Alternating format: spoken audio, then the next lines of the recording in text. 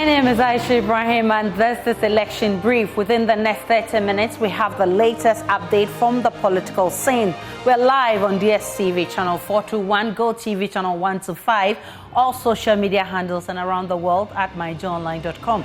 Election headquarters is brought to you by Petrosol, your clean fuel in full quantity, and Chartered Institute of Management Accountants and the American Institute of Certified Public Accountants together as the Association of International Certified Professional Accountants. Election headquarters for an informed electorate. Please do stay for details.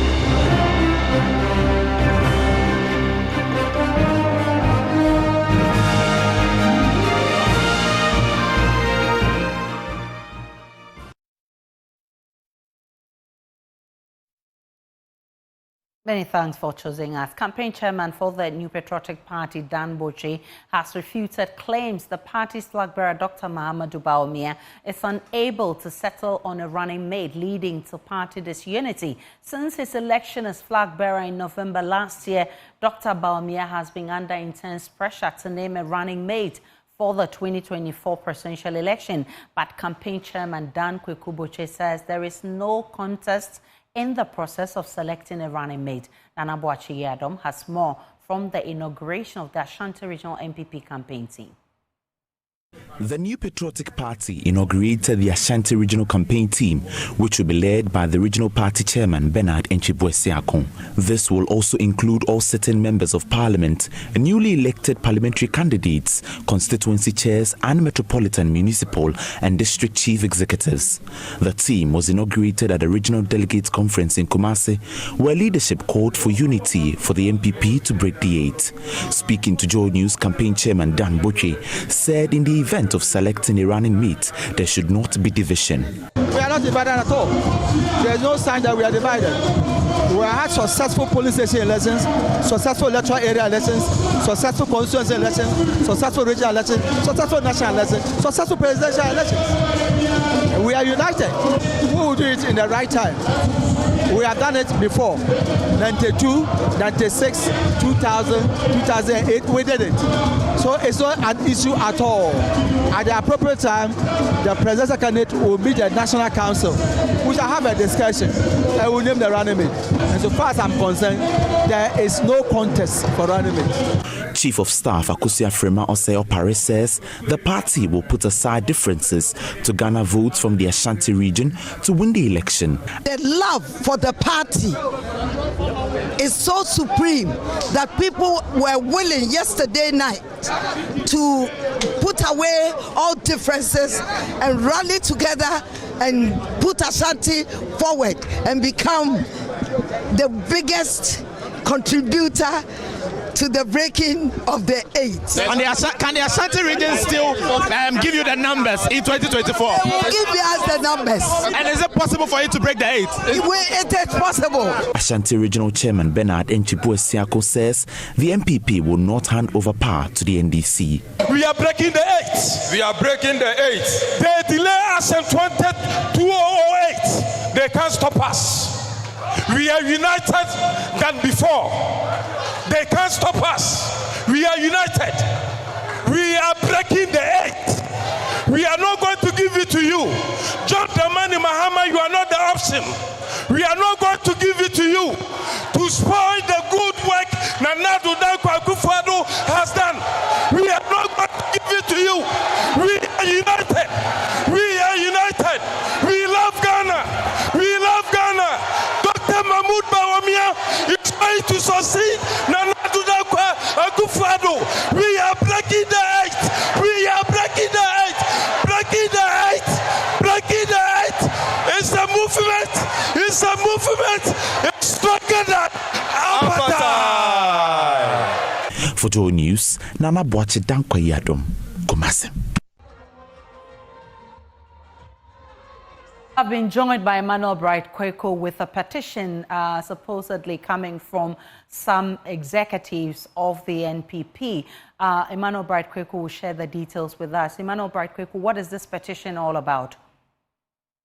So, Aisha, according to some 6 elected Ashanti regional executive, they have highlighted 4 issues that if these are not quickly addressed, it could negatively impact the party's unity and the general effectiveness going into the 2024 general elections. And these issues include, 1, the failure to convene regular regional executive committee meetings. And according to them, they are saying that for the past 4 months now, the regional chairman, that's Bernard Enchibuesiakun, has failed to call for regional executive committee meeting, and the absence of these regular meetings hampers their ability to address critical matters, and it also undermines the democratic processes within the regional party.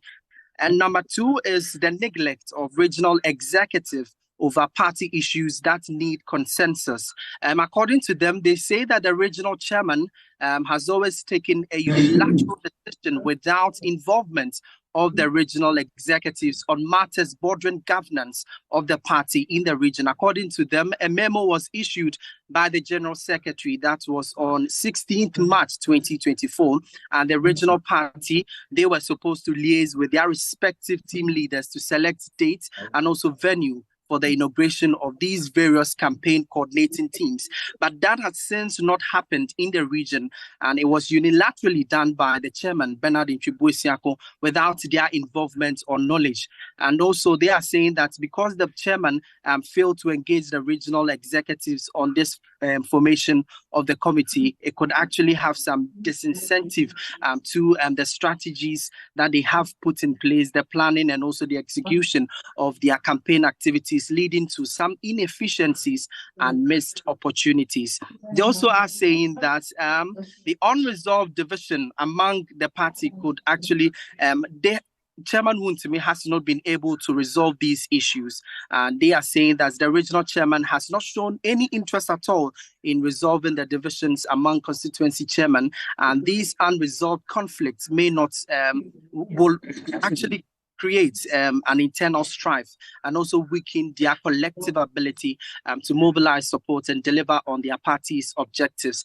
And the last issue on the petition was the underutilization of party structures. They say despite the available party structures in the region, the regional chairman has regrettably failed to effectively utilize them, but prefers to work on his own team at the neglect of the party structures. And this underutilization diminishes the impact of their organizational framework and also draws back their outreach and engagement capability. So these are some of the concerns the 6 Ashanti regional executives have raised in their petition. They are saying that if immediate attention is not put in place, it will not ensure smooth functioning of the party in the region and also not uphold their core values of transparency, inclusivity, and also effective leadership. So, Aisha, Emmanuel Bright-Kweko with that statement, sharing that with us from Kumasi and all that has been happening with the NPP. Well, let's have a conversation about the disunity in the NPP, and I've been joined by Dr. Kwesi Amache-Boateng. He is political science lecturer with the History and Political Science Department of the Kwame Nkrumah University of Science and Technology. Grateful for your time, Ms. Dr. Amache-Boateng. First, we've seen a breakaway from Alan Chairmantin because of some internal disunity. And now this brewing up because of who becomes a running mate, and you've heard all the complaints coming from there. What are the implications of all of this for the party in the upcoming elections? Thanks for the opportunity, and let me say good afternoon to your viewers. Actually, the party is not in good shape at all, preparing for an election that is taking place at the back of economic challenges in the country, which has pushed the nation to go in for an IMF loan, which will definitely come with austere economic policies. And then you have this sort of challenges in the party coming up. Actually, it has been brewing all the time. It came to a head with the presidential primaries, where, if you like, decisions had been made, and if you like, they had to go through the elections to create an impression that democratic procedures were followed. And the outcome became public. Alan, cried foul. Mr. Bawumia Jakun cried foul. At the end of the day, Alan, for example, has come out and he's now leading a movement to also become the president. And interestingly, he's operating in Ashanti region, the party's stronghold. Two, the party's regional structures now are demonstrating that there have been cracks in it all the time.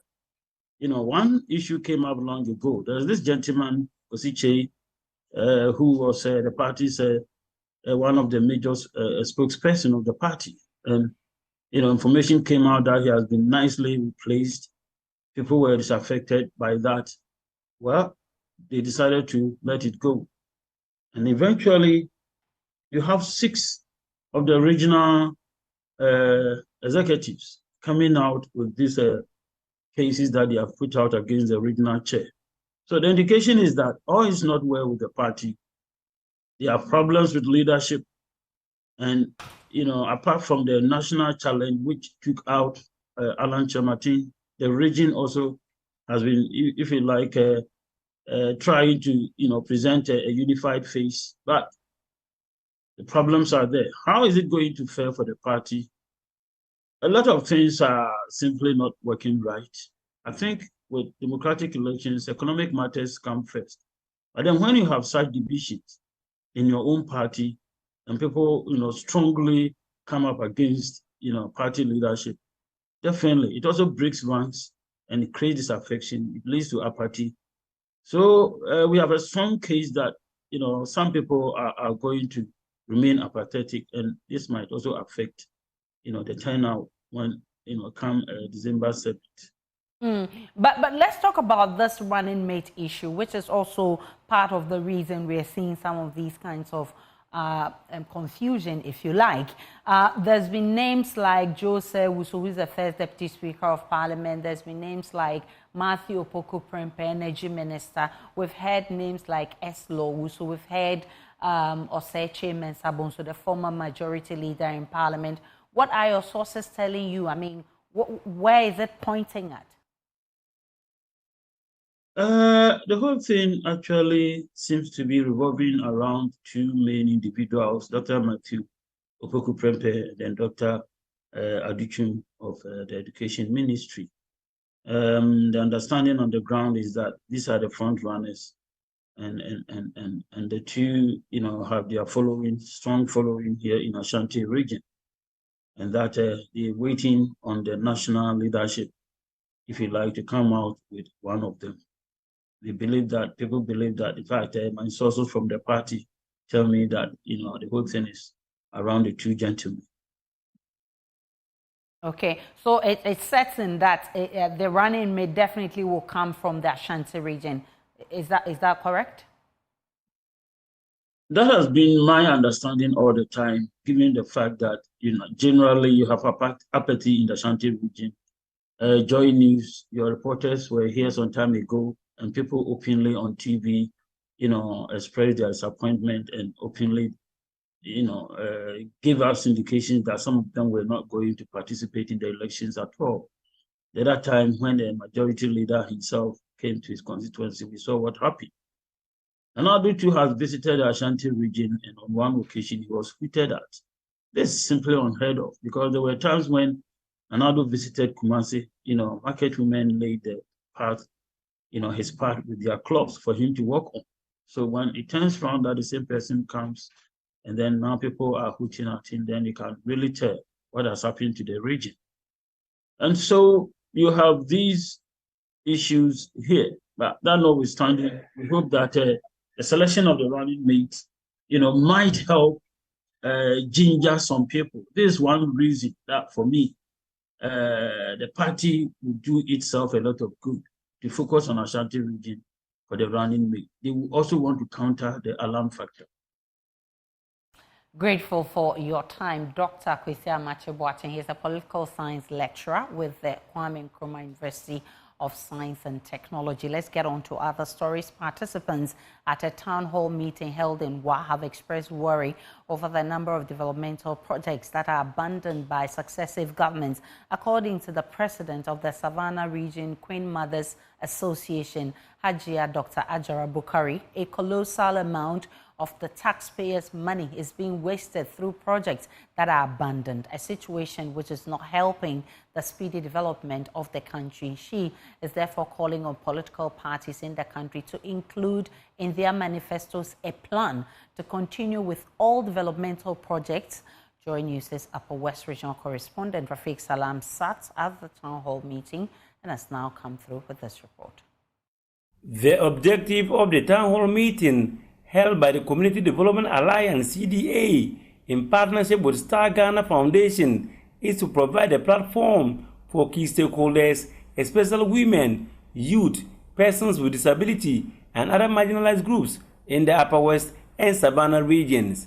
It is for them to engage political parties on issues affecting them in their respective communities with the aim of contributing to the development of comprehensive manifestos for the 2024 general election. Monitoring, Evaluation and Learning Manager at Star Ghana, Frank Amako, on behalf of the Executive Director of Star Ghana, Ibrahim Tanko, gives further insight on the town hall meeting. Star Ghana is an institution that promotes active citizenship. What do I mean by that? Everybody's view matters when it comes to Star Ghana and the things that we do. And one of our greatest principles is to ensure that we have inclusiveness. What it means again is that everybody's view also matters. So if you're a woman and you are here, your view matters. If you're a youth, you are here, your voice matters. Everybody's voice matters. And we are doing this town hall meeting particularly because we want to make sure that whatever we are doing to influence the manifestos, we all have your views as part of what recommendations would push forward in influencing the manifestos of the political parties. 3 consultants tasked to do research on education, health, and social protection had the opportunity of rolling out their research findings. We have 40% of pupils in basic school that are not having sitting and writing places, desks to sit on. But when it comes to the underserved regions, this part of the country, it is as much as 80% and even above, meaning that about 80% of basic school pupils over here in this area of the country are not having desks to sit on. Then there is the issue of abandoned health projects, health facilities. Whether it is the current government or the past, there has been a trend, not just in the education sector, but also in health and all of the sectors, that the politicians are more concerned about procurement than completing the projects they've started. So you will see a very nice facility. They've started it, change of government, it ends. And so we are also raising this to you. How will you help us ensure that the governments that take over will complete what we've started? Influence of our big men. Because he is in charge, he knows this person. He can go and bring his friend. He can go and bring these people to be part of it. But then we ask ourselves, are these poor people? Are they poor? How do we deal with that issue? We want all of us here to think about it. The participants were therefore given the opportunity to make inputs on the findings. I would advocate that the abandoned projects that government after government used to leave, there is one thing that Ghana needs. It is a development plan for the country, so that there are certain programs or projects that every party must commit to do.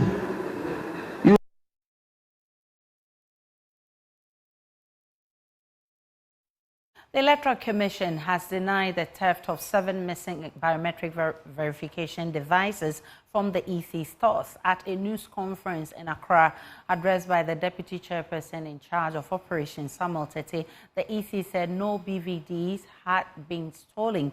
This was in response to allegations by the minority leader, Dr. Kasiela Tofo, saying that 7 of the biometric verification devices which the EC recently used to register and verify voters were missing. Let's share with you details of the response from the Electoral Commission. And it says, for clarification, biometric voter registration kits, which comprise of laptop, camera, scanner, and printer, are entirely separate from the Commission's registration data systems and are incapable of manipulating election outcomes as suggested. Now, the kits, they say, though crucial for voter registration, require specific activation to function accordingly. Without such activation, they serve no purpose beyond their individual components as a laptop, camera, scanner, or printer. What this means is that they are of no value beyond what they were manufactured to be. Similarly, the stolen laptops cannot be utilized for voter verification or registration. The EC says it remains just a laptop. As such, they cannot be used to compromise our systems and undermine the credibility of the upcoming elections in December 2024. The integrity of our systems and elections remain intact. Well, the NDC is not convinced with this response from the Electoral Commission. I've been joined in the studio by NDC Deputy General Secretary Mustafa Fosu. Good to have you, Mustafa. The EC has explained that it's just laptops that are missing and that they do not contain sensitive information. And so there's nothing to worry about. You still don't understand the situation? Thank you very much. I think basically the more they try to explain this through press statements and press conferences, the least sense they make. Even in EC's own explanation, that you cannot refer the component that have been stolen as a laptop because it is not a laptop per se. The kits were manufactured in bits and pieces and joined together.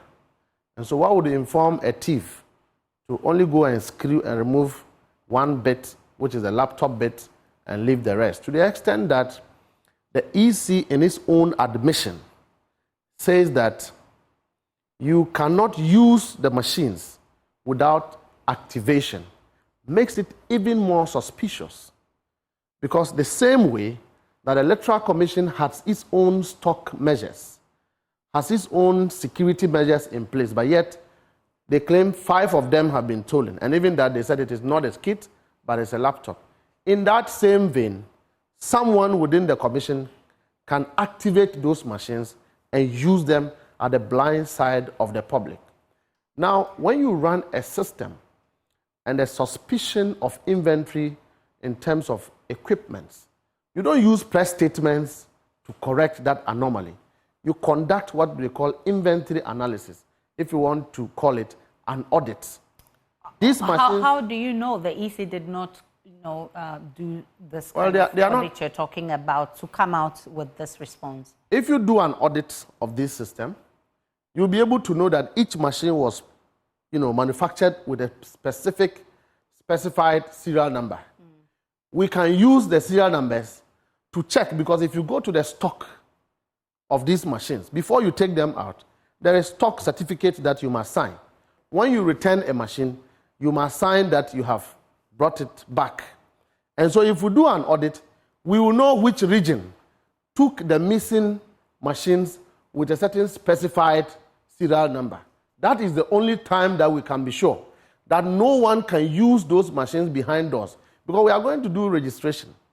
And each registered person, you can see, and you can actually trace that to a specific machine.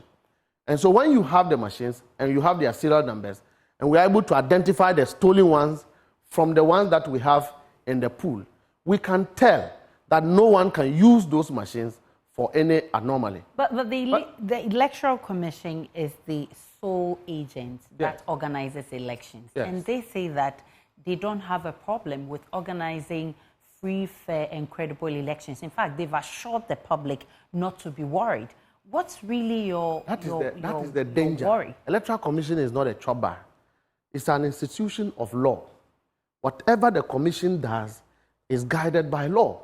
There is minimal application of discretion when it comes to the work of the commission. It is within the interest of the commission itself, in their own credibility crisis, to want to undertake an audit in order to exonerate the fact that the public feels that something untoward had occurred within the commission as far as the BVDs are concerned. You recall, after they had their first press conference, the following day was a revelation of a memo written to the regional directors calling for these BVD machines and actually acknowledging the fact that the machines that came from the region are not the same in numbers as they were deployed to the regions. So therefore, the commission agrees that some theft has occurred. If there's theft, it is just easy that even in our own private businesses, we conduct stock. Go and do an audit of your stock so that we can trace how these machines were stolen.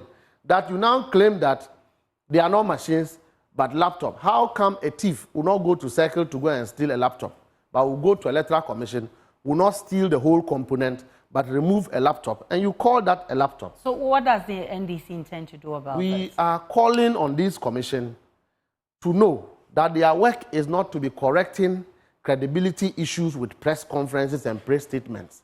We should conduct an audit that will give us scientific proof of the fact that the machines that have been stolen are actually traceable to a specific region. Either they were issued or they were stolen from the headquarters of the Electoral Commission.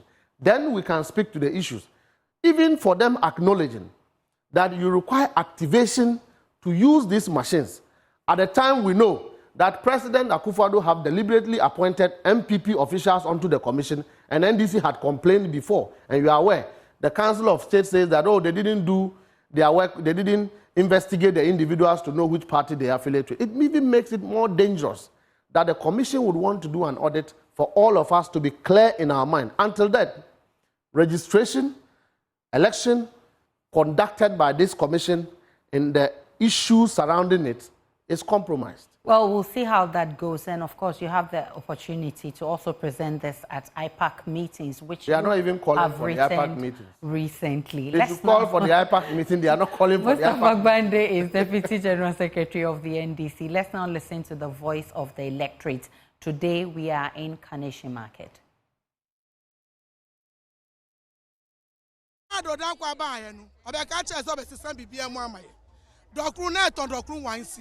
Yendu to say adokru no 5 cedi. O pesa o mi party say na mi gina we. Mi di dokru mienu 10 cedi.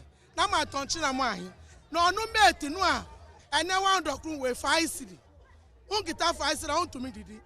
Enti eni mate no 50 pesos egbe. Say a 3 cedi. Un kita 3 cedi on to me ri. Aba anu mate no di kan mu. Ana o si ojiji sika no. Anu mate yo gori ka se ye no.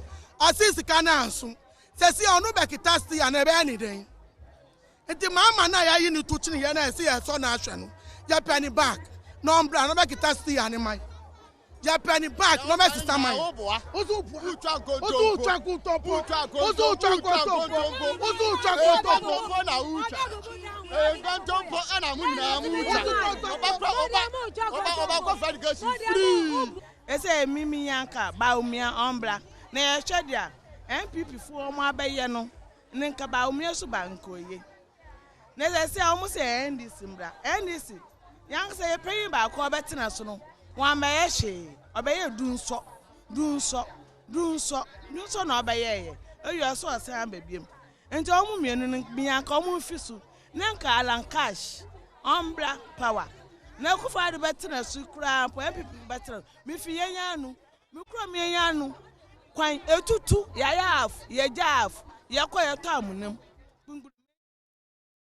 And this is your election brief for an informed electorate. My name is Aisha Ibrahim. Do enjoy the rest of our programs.